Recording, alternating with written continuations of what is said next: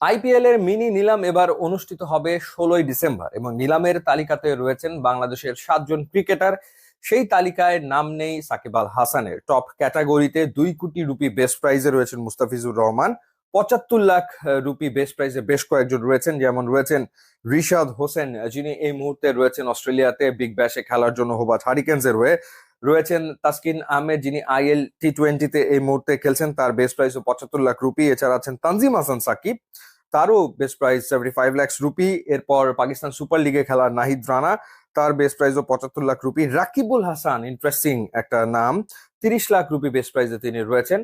এবং সবশেষ rising stars Asia কাপে কিন্তু রাকিবুল হাসান ভালো পারফর্ম করেছেন, খারাপ তিনি করেনি, ভালো পারফর্ম তিনি করেছেন। এবং শরীফুল ইসলাম 75 লাখ রুপিতে তিনি রয়েছেন। এখন কথা হলো যে এই 7 জনের ভেতরে দল পাওয়ার সম্ভাবনা কার কার রয়েছে। ডেফিনেটলি সবার আগে আসবে মুস্তাফিজুর রহমানের নাম। আইএল টি20-তে দুবাই ক্যাপিটালস এর হয়ে তিনি খেলছেন, 2টো ম্যাচ খেলেছেন, 2 ম্যাচে 4 উইকেট নিয়েছেন এবং দারুণ পারফর্ম করেছেন। এবং এই বছরও টি20-তে ওভারঅল তার পারফরমেন্স ভালো ছিল।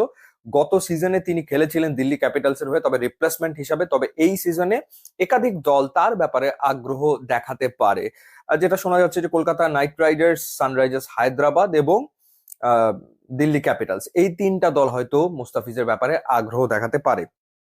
তবে আমার মনে হয় যে এই সিজনে ঋষাদ যদি আইপিএল এ দল পেয়ে যায় তাহলে অবাক হওয়ার কিছু থাকবে না, কারণ ঋষাদের পারফরমেন্স, হোবার্ট হারিকেন্সের হয়ে তিনি বিগ ব্যাশে তো খেলছেন, কিন্তু আমরা যদি ওভারঅল বছরটার কথা চিন্তা করি, এই বছরে ঋষাদ হোসেন উইকেট নিয়েছেন 33টা, 25 ম্যাচ খেলে 33টা উইকেট নিয়েছেন। এবং টি20-তে এবছরে উইকেট টেকারদের তালিকাতে তিনি রয়েছেন 9 নম্বরে।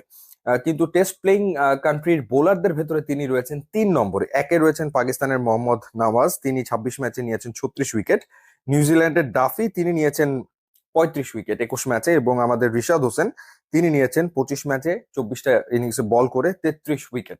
এবং ব্যাক টু ব্যাক 2টো ভালো বছর তিনি কাটিয়েছেন। অর্থাৎ 2024-এ নিয়েছিলেন 35 উইকেট, এবছর নিয়েছেন 33 উইকেট। ধারাবাহিকতা তিনি ধরে রেখেছেন এবং যেহেতু বিগ ব্যাশে তিনি খেলছেন, সুতরাং তার ব্যাপারে আইপিএল এর দলগুলো আগ্রহ দেখাতে পারে, একটা সম্ভাবনা কিন্তু ডেফিনেটলি রয়েছে। আর রকিবুলের ক্ষেত্রে, রকিবুল খুবই, যেহেতু কম তার বেস্ট প্রাইস মাত্র 30 লাখ রুপি, এবং রাইজিং স্টার এশিয়া কাপে তিনি তো ভালো পারফর্ম করেছেন, সুতরাং সেখানে তাকে কেউ নোটিস করলেও করতে পারে। সুতরাং তার পারফরমেন্স যে কেউ নোটিস করেনি ব্যাপারটা কিন্তু তা না। আর নাহিদ রানা পাকিস্তান সুপার লিগে খেলেছেন, শরীফুল তো লঙ্কান প্রিমিয়ার লিগে খেলেছেন।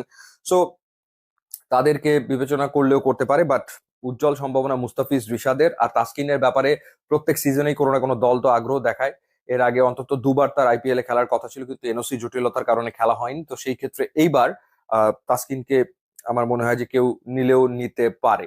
সুতরাং সম্ভাবনা ডেফিনেটলি রয়েছে, বাট ওই যথারীতি সবার আগে আসবে মুস্তাফিজের নাম, এবং মুস্তাফিজের নামের পরেই রিশাদের নামটা এবার আইপিএল এ যুক্ত হতে পারে, যোগ হওয়ার সম্ভাবনা রয়েছে। তার যে পারফরমেন্স, তার আসলে দল পাওয়া উচিত। এখন দেখা যাক, ইউ নেভার নো। আগে থেকে তো আইপিএল এর এই অকশন কোনোভাবেই প্রেডিক্ট করা যায় না। এক একটা টিমের এক এক রকমের স্ট্র্যাটেজি থাকে, এবং দেখা যাক কারো স্ট্র্যাটেজিতে আমাদের ক্রিকেটাররা ম্যাচ আপ করে কিনা। যদি হয় তাহলে ডেফিনেটলি তারা আইপিএল এ তো দল পাবে। ইউটিউব এবং ইনস্টাগ্রাম লিঙ্ক দেওয়া আছে, আপনারা যোগ দিলে খুবই খুশি হব। And thanks for